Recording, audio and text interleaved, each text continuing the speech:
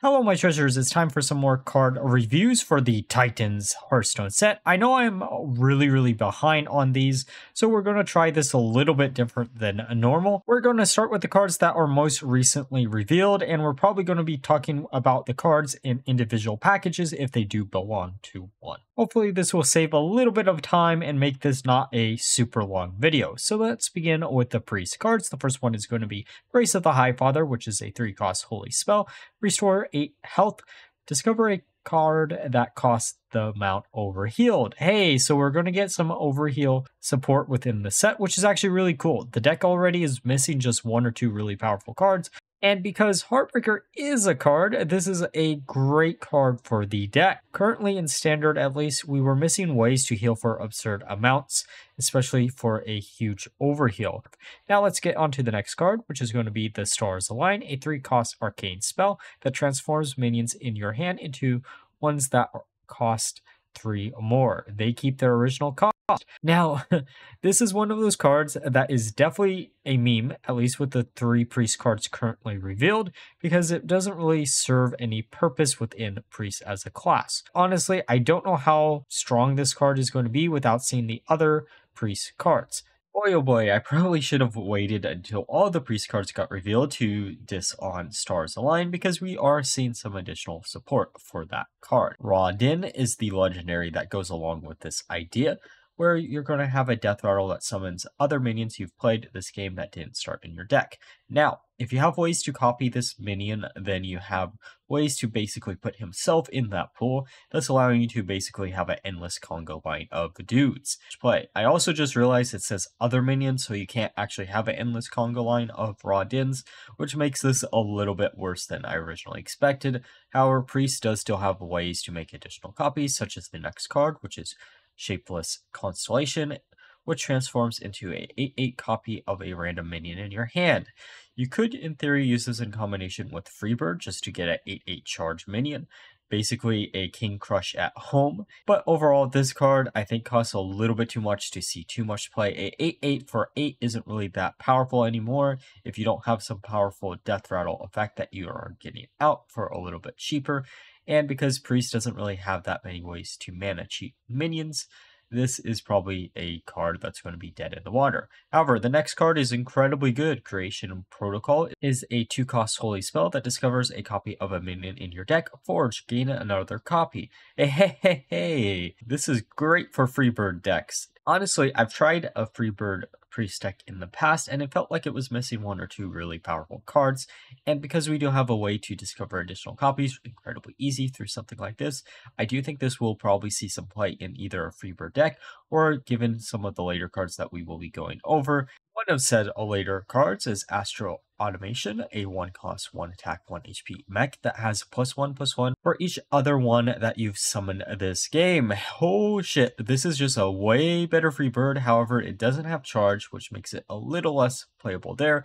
But since we do have Raw Din as a way to just get a huge amount of additional copies that don't require you to actually play them down as a battle cry, I think this card will be incredibly playable. It's a 1-cost minion that actually is still playable into the late game, and if you get it big enough, it's just going to be something that most decks can't actually handle. And if you can get consistently a lot of these out on the board at the same time, then you're going to have a huge board of really cheap minions that your opponent is just going to rage quit from. And compared to Student of the Stars, I think the automation is going to be a lot better. This one is a 3-cost, 4-attack, 3 HP minion with the death rattle. Shuffle a copy of this into your deck permanently with +3/+3. And I honestly don't expect this one to see much play. As mentioned before, the automation just really outclasses this card, and you're not going to want to jam up the pool of Raw Din through using a card like this. And finally, the last priest card discovers a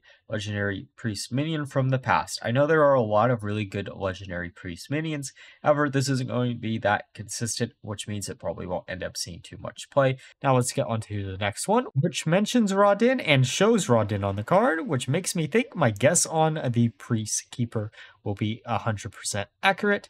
Serenity is the next card, which is a 4-cost holy spell that gives all enemy minions -2 attack, destroy any with the 0 attack. This card probably won't see too much play. If you're going to try to use something like this as a removal tool, you have much better options, such as Holy Nova, which costs 1 less. Alright, let's get onto the rogue cards. The main theme for rogue is going to be a mech rogue, where Mimiron is going to be the huge payoff for your mech plans. Mimiron, the Mastermind, is a 3-cost 2 attack 5 HP mech. After you play a mech, get a random one of Mimiron's gadgets, which are all going to be incredibly powerful versions of the original spare parts that we saw in Goblins vs. Gnome. The first one is going to reduce the next card you play by 2, give a minion +3 attack, and stealth.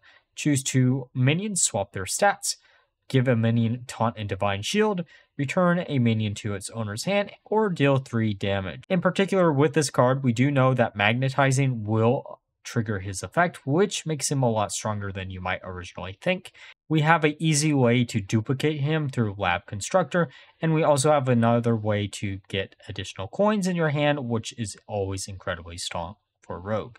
I could see Mech Rogue being a value engine for a more miracle style of deck where you're trying to get as big of the locations as humanly possible, as that is still incredibly powerful to do if you have a lot of ways to get a lot of 0-cost cards, and this is what the mech theme seems to fit mostly. We also have easy ways to get Mimiron out of the deck, such as Pit Stop, and then we also have generically good draw power cards through Gear Shift, where you shuffle 2 of the leftmost cards in your hand into the deck, and then you draw 3 cards, which could in theory allow you to put cards that you want back in the deck into the deck again, so you can easily abuse effects like Pit Stop. We also have Kajamite Creation that is going to be for those Thief Rogue fans, but I really don't think this card will see too much play outside of that.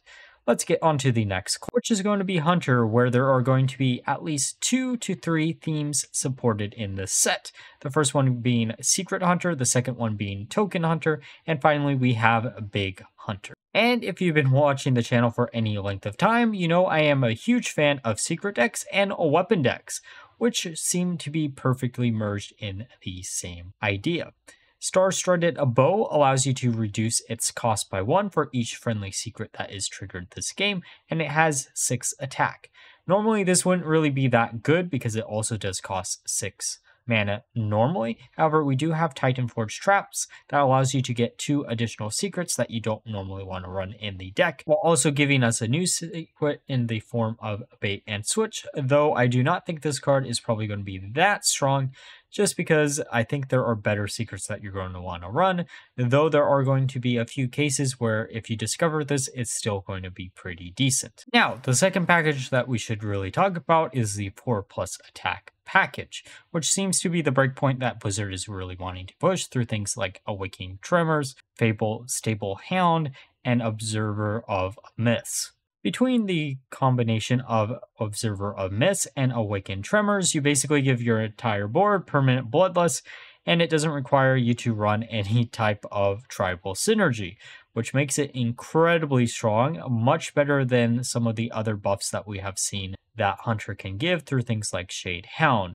Makes that card sadly obsolete, even though I had a lot of fun with it very recently. And finally, we do see some support for a Big Hunter through Always a Bigger Normagon, which is a card that gives a minion +2 attack, and then excess damage dealt by attacks hit your enemy hero, which should make things like Hold Hound, depending on how this actually works, be able to hit your opponent's face for quite a bit of damage, while also healing you up by quite a bit. Generally speaking, out of the 3 decks, this is probably the one that I'm least excited for, just because Big Beast Hunter has been a deck for so long at this point.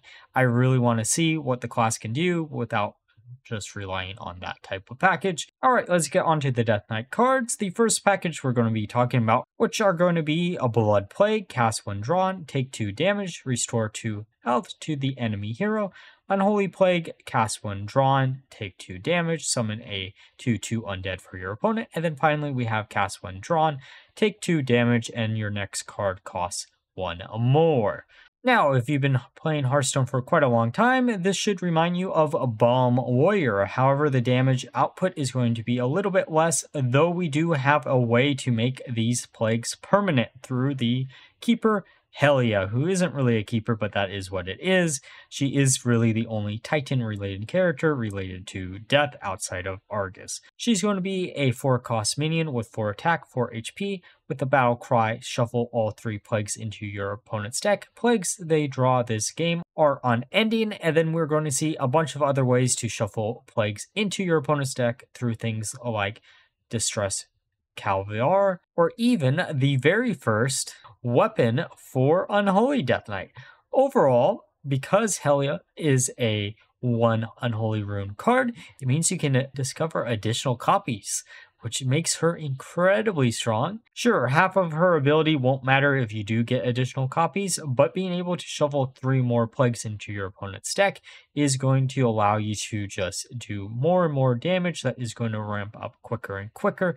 Overall, I think this package is probably going to be incredibly playable. I actually can't wait to see it because it does look like it's going to require you to not run a pure Death Knight deck, which means we're actually exploring other possibilities besides just pure. It does suck for the Blood Death Knight fans as they're not getting a single card within the set, but generally this should provide a new play strategy that we haven't seen in quite a long time in Hearthstone, and I honestly can't wait to try it out. Alright, let's get on to the neutral cards. The first one going to be Storm Giant, a 8 cost, 8 attack, 8 HP minion with Taunt, Forge, cost 2 less, can forge endlessly. Endlessly makes me concerned, but because this card essentially makes it where you have to spend mana to forge it, which reduces its cost, this card really isn't allowing you to mana cheat at all in the long run. And because we haven't really seen any classes so far that abuse Forge in any way, this is probably just going to be a really decent card until we do see one. Let's get onto some of the neutral cards. The first one is going to be Ancient Totem, which is a 0 cost 0/3 totem. Honestly, probably only ever going to be seen play in Shaman, mainly because there isn't really any synergy with totems outside of Shaman. The next card is Imposing Anuberith, which is a 4 cost 7/7 with taunt and cannot attack. Hey, more support for Silence Priest, which is cool to see. Also, a really decent card for decks that do struggle with survivability, or at least classes do, against aggro decks, as this is a 4-drop that is going to eat up a lot of your opponent's minions whenever they do attack into it. Overall, probably a pretty decent card, even if it doesn't have some type of tribal tag on it. Now, for the next card, Drone Deconstructor. That has the battle cry, get a 1/1 magnetic spark bot with a random bonus effect, and then the bots are going to have either Reborn, Divine Shield, Taunt, Rush, Wind Fury, Lifesteal, Stealth, or Poisonous. We have also seen that Rogue will have a way to generate these cards too, but I am really scared of 2 of these cards in particular, Wind Fury and Stealth. Wind Fury, we know from the Paladin Shaman weapon, can be incredibly annoying to deal with, especially if you have ways to easily buff up whatever you're giving Wind Fury, and because you can always just slam down the Wind Fury last on a minion that you already had sticking on the board after you magnetize a lot of things to it, you could in theory just be able to OTK your opponent really quickly. Now, the one thing that is going to hold the Deconstructor back is the fact that this is a 1 in 7 of getting Wind Fury. But again, I think this is going to be still strong enough for people to want to run it.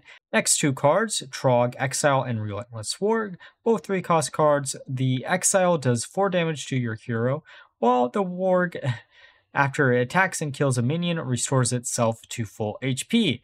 Man, I can definitely tell which one of these cards is better, and I can also tell probably both of these cards will not see any play at all. I can see Warg seeing play in something like Arena, and maybe in a Menagerie Warrior deck, but I don't think Menagerie Warrior is really hurting for really good 3-cost minions. Tram Operator is the next card, which is a 5-cost 4 attack 4 HP mech. That makes you draw a mech. The next mech you play costs 2 less. Honestly, while this does cost 5, I do think this will end up seeing play because it has mana cheat on it and allows you to use one of the legendaries that we'll be going over towards the end of this video. Next card is Serenite Tolvar, a 4-cost 3 attack 5 HP minion with taunt. Whenever this is a tact, draw a card. Now, easy comparison between the card right above it, where you're going to have to choose between if you want some type of draw power through the Tolvor, or if you're going to want something that is just a bigger statted body. Honestly, depending on what deck you're actually playing and what class, if you have ways to consistently buff up Tolvar, even though it has no tribal tag, this card probably will be better in the long run than the imposing Amberus. But if you don't have consistent ways to buff up it, the other minion will be better then. Flame Revenant is a card that after you summon a elemental, give it +1/+1. We don't have really that much elemental synergy in standard Hearthstone, but if we do see some additional elemental synergy in one of the classes that hasn't been revealed so far, this card could see some play. Next card is Victoria's Vicryl, a 1-cost 1-attack 2 HP minion that after this attacks get a 2/3 Valkyrie that costs 1, and the Valkyrie is going to be an undead minion, so in theory you could run this in a undead tribal deck or even a menagerie deck. Sure, it doesn't have a tribal tag on itself, but because you can get a lot of advantage off of this if you do find a way for it to survive more than one turn, I could see this play in a aggro deck, as it will just allow you to always have a turn to play. Now, we also have Ravenous Kraken, a 3-cost 2-attack 5 HP beast. Battlecry, destroy a friendly minion. Death Rattle, summon a copy of this. Hey, it's Cube, but a little bit smaller. And because of some certain interactions, you can actually make it Cube, but better, because Yelling Yodeler allows you to get at least 3 Death Rattles off of it, not including whatever Death Rattle you originally triggered. Overall, this is honestly an incredibly powerful card, and out of all the 3-cost neutral cards, this one will see the most play, as it's extremely flexible, and there are a lot of really powerful Death Rattles in Standard. Now let's get on to some of the rare cards. The first one is Disguise Kathir, a 5-cost 3-attack 3 HP minion that each turn this is in your hand, transform into a random card in your opponent's deck. Now, this card is very similar to a useless priest legendary from back in the day that never saw really any play, and that card allowed you to look at cards in your opponent's hand and not just their deck, making this card probably completely useless from the get-go. Angry Hellhound is a minion that costs 4 with 2 attack, 5 HP, that has rush and has +4 attack on your turn. Good arena card, but I don't think it'll see too much play in standard Hearthstone. Then we have a Rune Field Golem, which is a 4-cost 4 attack, 4 HP minion that discovers a weapon from any class. Now, this allows you to randomly generate Horn of the Windlord in certain classes that don't normally have access to it, such as Rogue, that has a lot of weapon buffing cards currently in rotation. Now, is this going to be the most consistent deck in the world? No. Is it going to be incredibly funny? Yes. Which makes me actually kind of want to test that one out.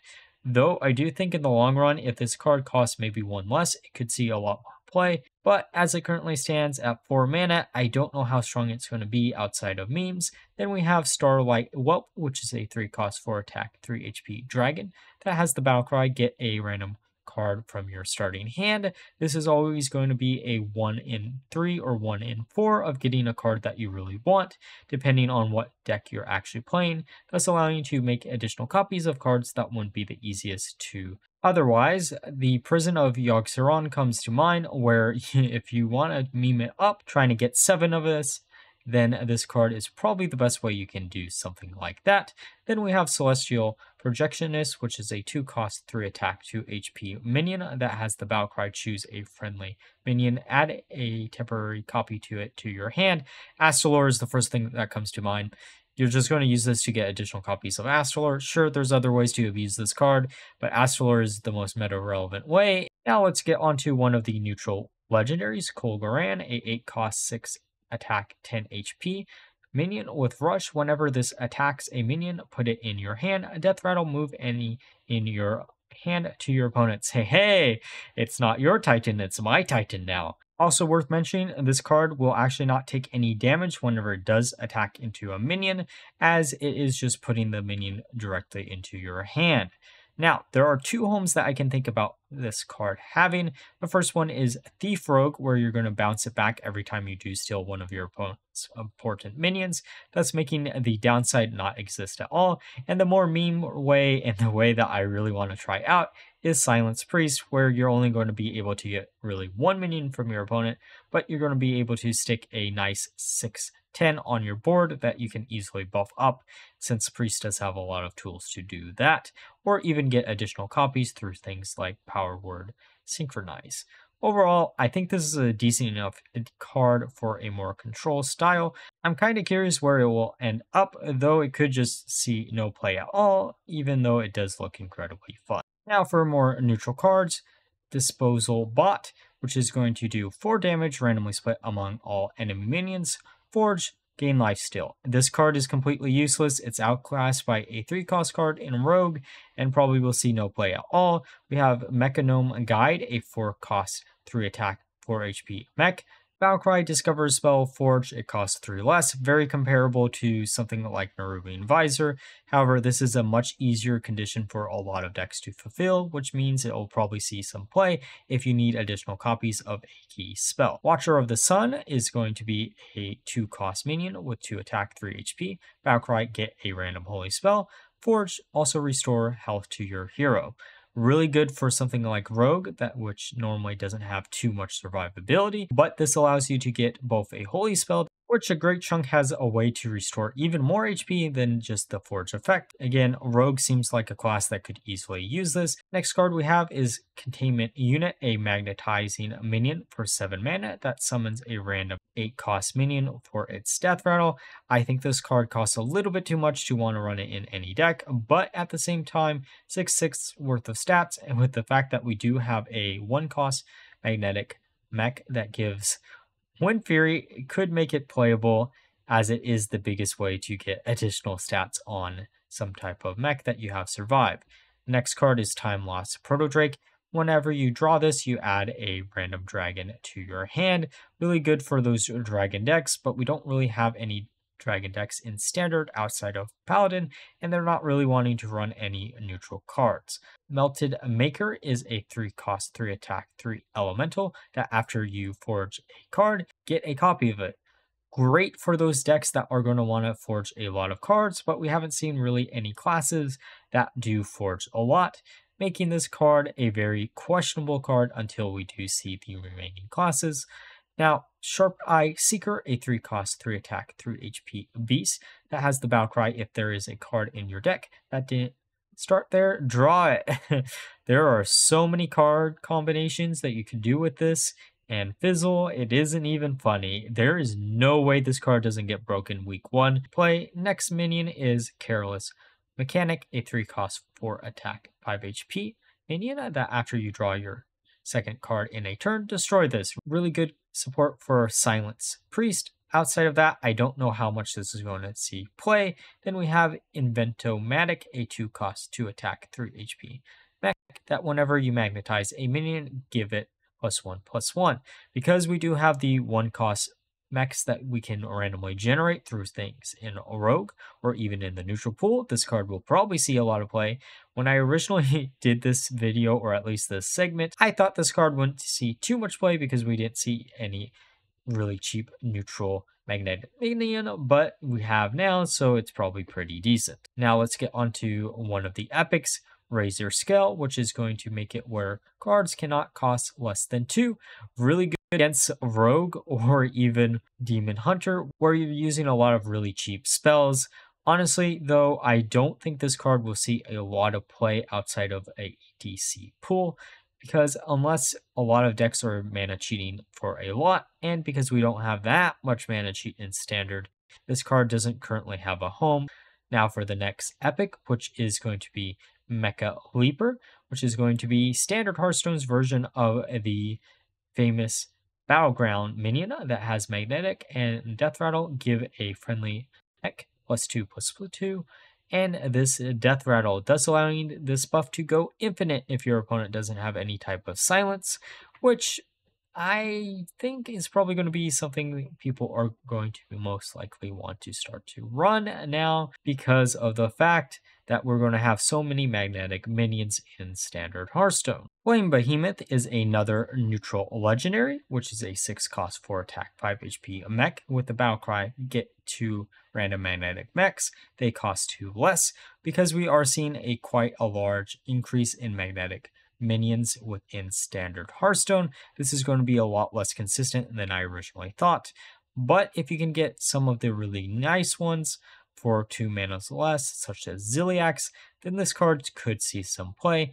And since we have seen the rogue cards now revealed, this might be decent enough for you to want to run it in a mech rogue deck where you're bouncing this back through things like Shadow Step or Break Dance. The next neutral we're going to go over is Ignis, the Eternal Flame, who is going to be a 4 cost 2 attack 4 HP minion that has the battle cry: if you forged a card of this game, craft a custom weapon. And for the weapon, the first one is going to be a 1 cost weapon, and then you have a 5 cost choice or a 10 cost choice.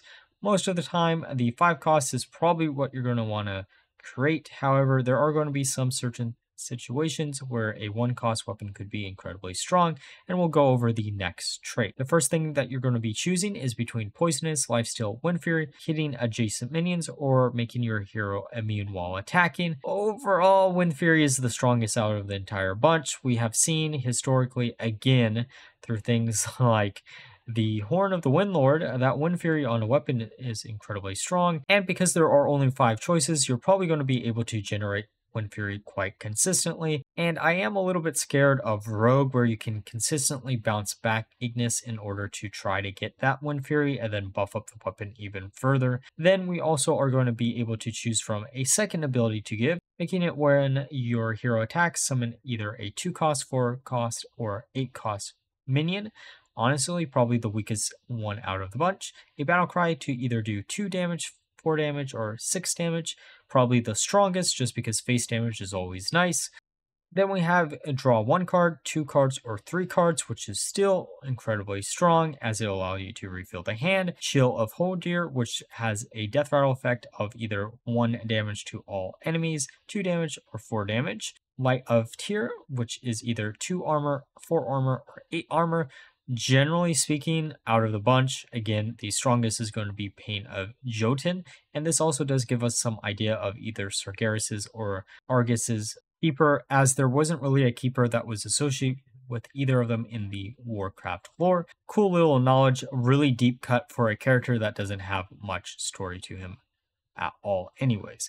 Now let's get onto the final neutral legendary, Algalon the Observer. I am shocked that I almost forgot this character completely existed. He is a 4 cost, 4 attack, 4 HP with the battle cry of replace your hero power with Algalon's Vision, and this is going to allow you to either place a card at the top of your opponent's deck or at the bottom of the deck, thus allowing you to make your opponent brick, which is incredibly strong within certain classes. A rogue comes to mind where you can get a lot of knowledge off of this, so you can easily slam down a plagiarizer in order to get whatever card that you want to copy, or to just make it where your opponent doesn't have the answer in a aggro style of deck, which is probably where it's going to see more play. Now, those were all the cards revealed so far. Let me know down below what cards and what decks you're most looking forward to trying out. And like always, if you enjoyed the video, please like, comment, subscribe. Until next time, bye-bye.